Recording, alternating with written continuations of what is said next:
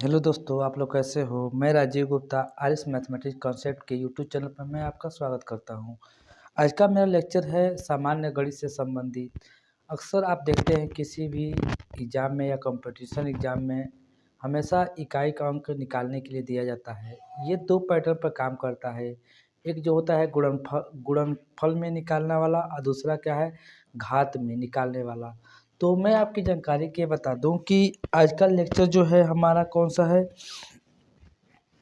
ये जो है सामान्य गणित से संबंधित है, इकाई का अंक ज्ञात करना। तो पहले क्या है, गुणनफल में इकाई का अंक ज्ञात करते हैं। ये क्या है, पहला इसमें है क्या है, गुणनफल में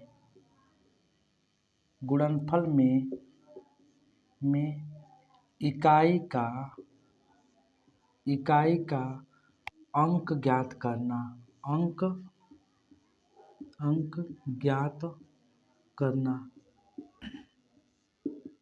इसमें कोई विशेष मेथड नहीं होता है। एक क्वेश्चन के माध्यम से समझ सकते हैं। जैसे मान लीजिए कोई क्वेश्चन है यहाँ पर 765 गुणे 832 गुणे 1065 गुणे और क्या है, मान लीजिए 1900 यहाँ पर 64 हो गया। ठीक है, अब देखिए इसमें क्या है, गुणनफल में इकाई का अंक ज्ञात करना। मैं आपकी जानकारी के लिए बता दूं कि इस प्रकार के प्रश्न में केवल और केवल क्या करना है, सभी संख्याओं के इकाई के अंक को आपस में गुणा करना है।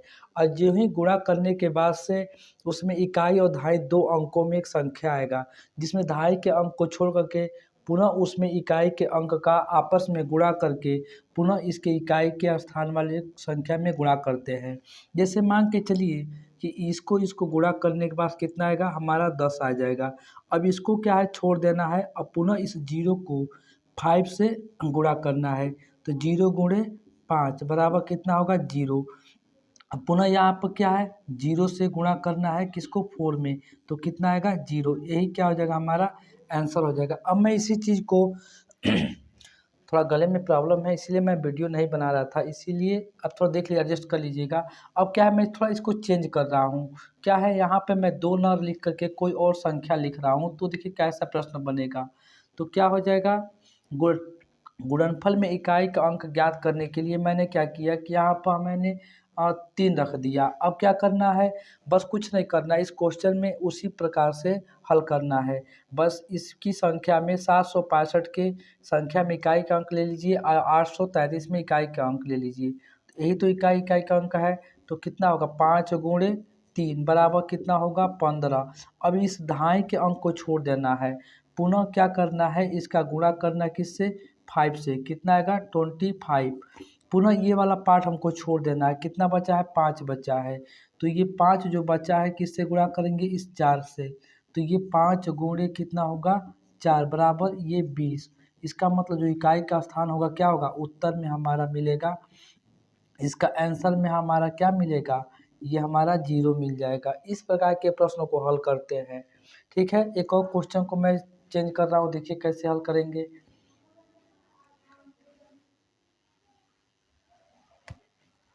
जैसे मान लीजिए 365 हो गया गुणे 1035 ले लिया गुणे 964 हो गया, 64 नहीं, मैं कुछ और कर दे रहा हूँ। ये क्या है, 3 हो गया गुणे 1700 मान लीजिए 95 हो गया गुणे 2000 ये 63 हो गया। अब क्या करना है, पुनः वही प्रक्रिया, इसका 5 का गुणा करो 5 में, कितना आएगा जी, 25 हो जाएगा। अब इस 2 को छोड़ देना है। अब क्या करना है, इसको गुणा करना है। तो किसके साथ गुणा करना पड़ेगा, हमारा 5 तिहाई 15, कितना होगा, 1 को छोड़ दो। अब पुनः 5 का गुणा करो इस 5 से, तो कितना होगा हमारा, ये 25। अब इसको छोड़ दो, पुनः 5 का गुणा करो 3 में, कितना आएगा, ये हमारा 15 आएगा। अभी पुनः इस 1 को छोड़ दो, तो फाइनली हमारा आंसर क्या निकल के आएगा, 5 आएगा। यही क्या होता है, गुणनफल में इकाई का अंक ज्ञात करने का तरीका होता है। और हाँ, कहीं भी यहाँ पे यह किसी संख्या में इकाई के स्थान पे कहीं 0 हो तो इतना गुणा करने की ज़रूरत नहीं है, तुरंत आप क्या करेंगे, 0 कर देंगे। ठीक है, कुछ स्मरणीय बातें हैं जिसको लिखना अति आवश्यक होता है, मैं इसको इरेज कर रहा हूँ। ठीक है, एक और क्वेश्चन करते हैं, इसको समझ लीजिए कैसे होता है। एक और क्वेश्चन को मैं कर रहा हूँ, जैसे ये 786 हो गया गुणे 25 हो गया गुणे 1963 हो गया गुणे 1947 हो गया। अब ये क्या है, इसमें इकाई का स्थान ज्ञात करना है कि इसमें क्या, इसको क्या है 786 को 25 में गुणा करें, फिर जो गुणनफल आ रहा है फिर 1963 में गुणा करें, फिर गुणा करने के बाद से 1947 में गुणा करें, तो जो संख्या आएगा उसमें इकाई का स्थान ज्ञात करना है। तो कैसे हल करेंगे, इसके प्रोसेस क्या होता है, हल करने का वही क्या प्रोसेस हो जाएगा। इसमें इकाई का स्थान कितना है, 5 6 है, इसमें 5 है, तो 5 छक्के ये 30 हो जाएगा। अब 30 हमारा आ गया ना, तो इसमें इकाई के स्थान पर 0, तो इसको आगे गुणा करने की जरूरत नहीं है। इसका फाइनली आंसर क्या हो जाएगा, 0 ही हमारा आंसर आ जाएगा। क्यों, किसी भी संख्या में 0 का गुणा करने के बाद से वो संख्या क्या आता है, 0 ही आता है। ठीक है, तो ये हमारी बातें हो गई। अब कुछ स्मरणीय बातें को ध्यान रखने योग्य बातें हैं, जैसे मान के चलिए क्रमागत संख्या हो या अनियमित संख्या हो, तो स्मरणीय तथ्य में लिख लीजिए। यहाँ पर मैंने पहला कह दिया क्रमागत या अनियमित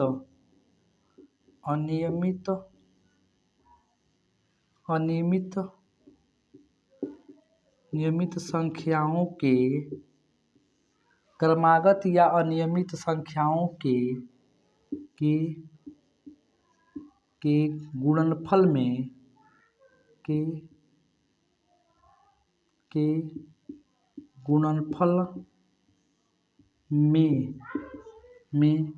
यदि इकाई का अंक शून्य हो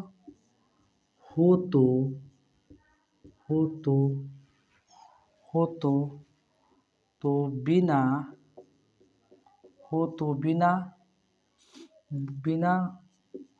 गुणा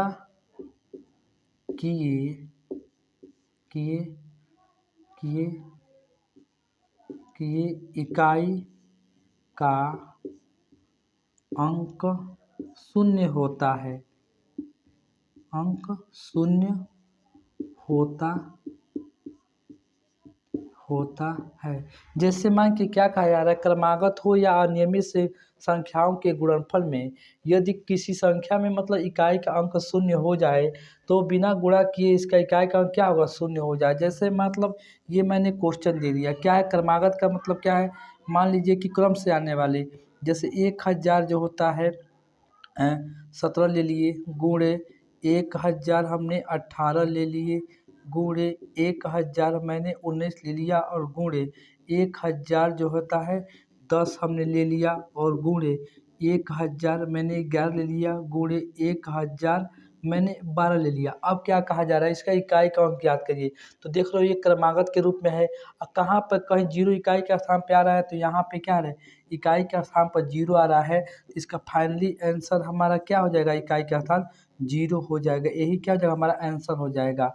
ठीक है, अब दूसरा क्वेश्चन इसी टाइप का क्या है, अनियमित रूप से, जैसे मान लीजिए 1017 गुणे 1963 गुणे 1997 गुणे 1947 गुणे और क्या है 1900 ए से 1990 कर लो गुणे अब क्या है 336 हो गया। अब क्या कहा जा रहा है, इसमें इकाई के स्थान पर ज्ञात करें। तो पहले देखो ये अनियमित है, ये क्या है नियमित के रूप से आता है, मतलब क्रम से आ रहा था, लेकिन इसमें क्या है अनियमित रूप से आ रहा है। इसका मतलब क्या है, यहाँ पे 7 है, यहाँ पे इकाई के स्थान पर 3 है, यहाँ पे 7 है, यहाँ पर कितना है 7 है, यहाँ पे 0 हो रहा है। तो यहाँ पे इकाई के स्थान पर क्या आ रहा है 0 आ रहा है। इसका मतलब इसको गुणा करने की हमें ज़रूरत नहीं है, तुरंत हमारा इकाई का स्थान क्या आ जाएगा, हमारा 0 हो जाएगा। यही हमारा क्या हो जाएगा, आंसर हो जाएगा। मैं इसको इरेज कर रहा हूँ। अब इसके क्या है सम और विषम संख्याओं में देख लेना है मुझे, क्या है आता है, मैं इसको इरेज कर रहा हूँ। तो दूसरा हमारा टॉपिक क्या हो जाएगा इसमें, आप नोट्स बनाते हैं तो इसको नीचे बनाइएगा, ठीक है। दूसरा क्वेश्चन में क्या कहा जा रहा है कि क्रमागत यानी कि होता है क्रम से आने वाले जो होता है, ऐसे लिखिए समस्त समस्त समस्त विषम विषम संख्याओं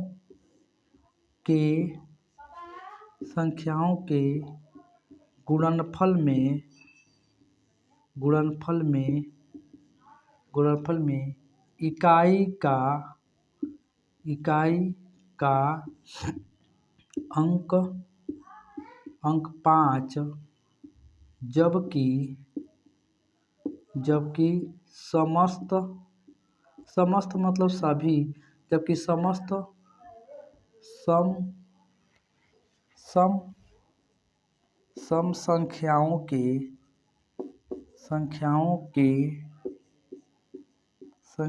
के गुणनफल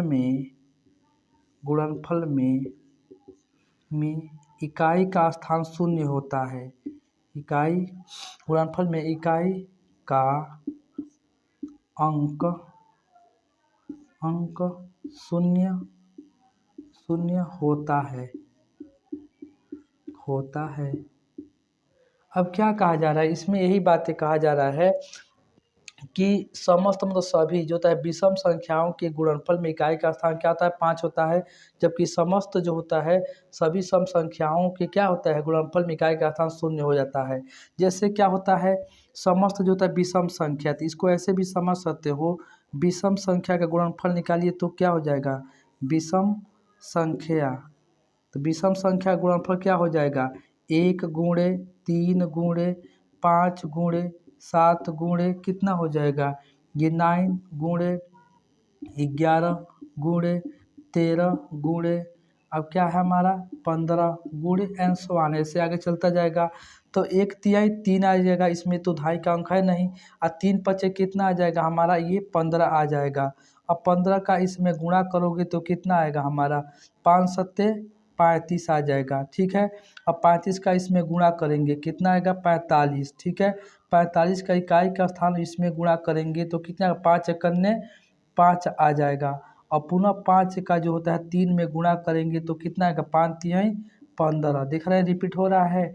पुनः 5 का गुणा करेंगे इस 5 में तो कितना आएगा हमारा 25 आएगा। अगला में क्या होगा यहाँ पे यदि हमारा 17 होगा तो 7 में 5 का गुणा करेंगे कितना का 7 पचे 35। आप देख रहे हो को अंतिम में हमेशा 5 ही आ रहा है। तो हमें क्या सीख मिल रहा है इस चीज़ से कि प्रथम जो होता है चाहे शुरू से चाहे समस्त जितना भी विषम संख्याएं है उनके गुणनफल में हमेशा इकाई का स्थान क्या आता है हमेशा 5 आता है। और सम वाली संख्या में देख लीजिए दूसरा हमारा क्या है सम संख्या के गुणनफल, क्या है सम संख्या के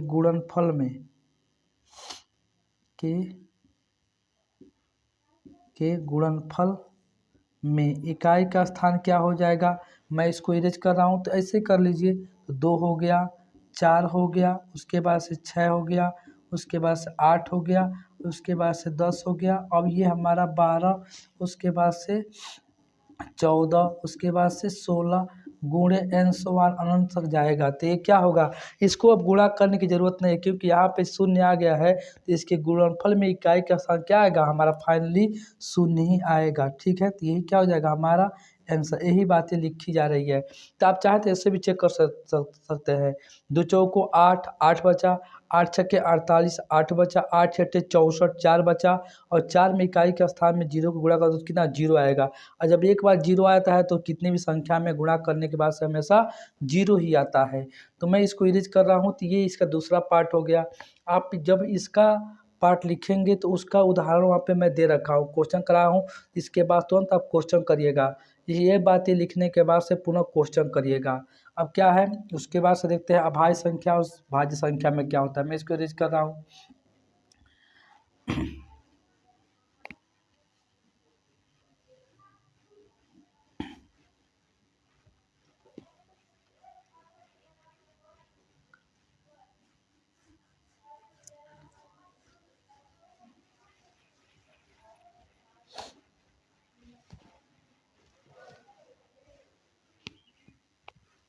अब क्या है, भाज्य संख्या, जैसे ई का भाज्य संख्या हो जाता है तो तीसरा पॉइंट क्या है, अभाज्य संख्या क्या क्या होती है, 2 × 3 × 5 × 7 उसके बाद से अभाज्य संख्या जो होता है ना, तो 9 तो होगा नहीं, 10 नहीं 11 हो जाएगा, गुणे 13, उसके बाद 14 नहीं 15 नहीं 16 नहीं 17 हो जाएगा, उसके बाद से 19, उसके बाद से 23। इसमें क्या कहा जा रहा है कि समस्त अभाज्य संख्याओं के गुणनफल में इकाई का स्थान क्या हो जाएगा। तो आप देख रहे हो ये भी अभाज्य संख्या है, ये भी अभाज्य संख्या है, ये भी अभाज्य संख्या है, तो ये 5 दूनी 10, पहले ही 0 हो गया, इसका मतलब 0 आ जाएगा। ये डायरेक्ट प्रश्न बनने वाला होता है, तो इसको मैं लिख दे रहा हूँ। तो क्या लिखेंगे, समस्त समस्त समस्त अभाज्य अभाज्य अभाज्य संख्याओं के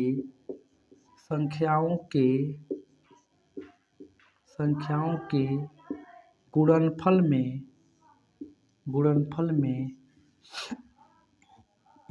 इकाई का अंक सदैव शून्य होता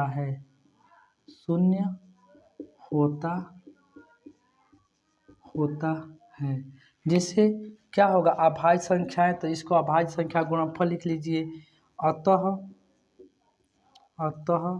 आप इस चीज़ को ऐसे देख सकते हैं, अतः अभाज्य संख्याओं के गुणनफल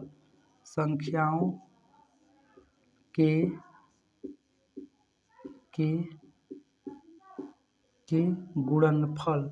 तो मैं आपकी जानकारी के लिए बता दूं कि यही बातें मैं बार बार बोल रहा हूं कि समस्त अभाज्य संख्याओं के गुणनफल में इकाई का स्थान क्या होता है, सदैव शून्य आता है। इसको प्रैक्टिकली देख लीजिए।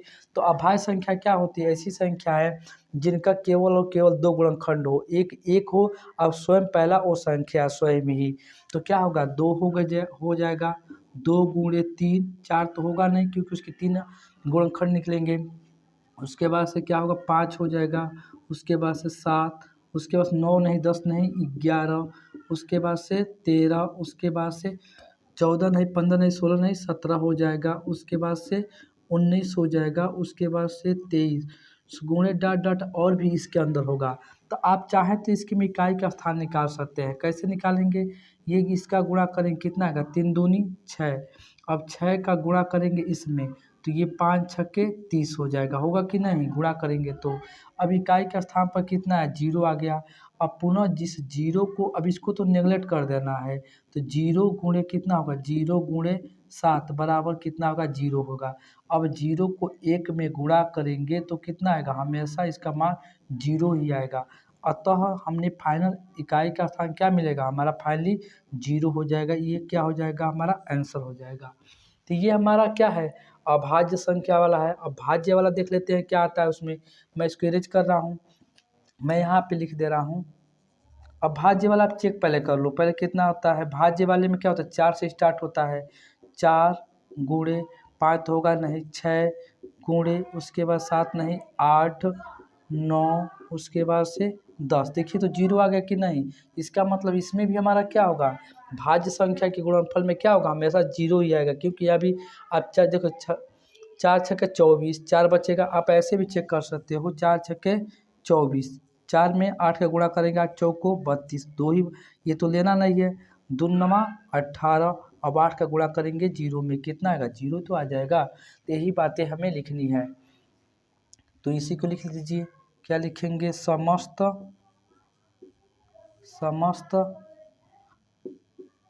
भाज्य संख्याओं के गुणनफल में, मैं थोड़ा इसको ऊपर लिख दे रहा हूँ,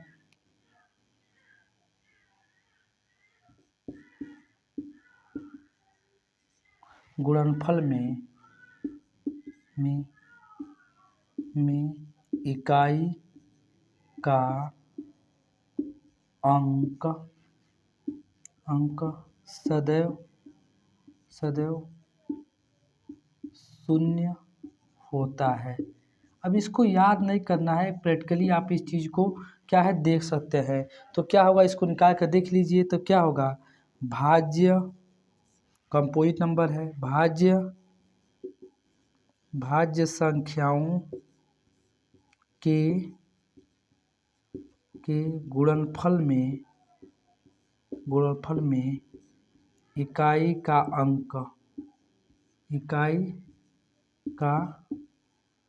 अंक बराबर कितना होगा, भाज्य संख्या है जिसका गुणनखंड 3 या 3 से अधिक हो तो कितना होगा, 4 होगा। 5 हमारा क्या अभाज्य संख्या होता है, 6 हो जाएगा, गुणे 8 हो जाएगा, 9 होगा, गुणे 10 हो जाएगा, ये 12, 13 तो नहीं होता है, 14 हो जाएगा, गुणे हमारा 15, गुणे एंड सो ऑन। अब देखो तो अब इसको गुणा करने की ज़रूरत नहीं है, क्योंकि यहाँ पे इकाई के स्थान पर हमारा क्या आ गया है, 0 आ गया है। तो कितना होगा, 0 ही हो जाएगा इसका आंसर ही। तो आज के लिए इतना ही, धन्यवाद। यदि मेरा वीडियो आप लोग को अच्छा लगता है तो सब्सक्राइब शेयर जरूर करिएगा, जिससे मुझे भी मोटिवेशन मिल सके और इसमें अच्छी वीडियो आपको देखने को मिल जाएंगे। धन्यवाद।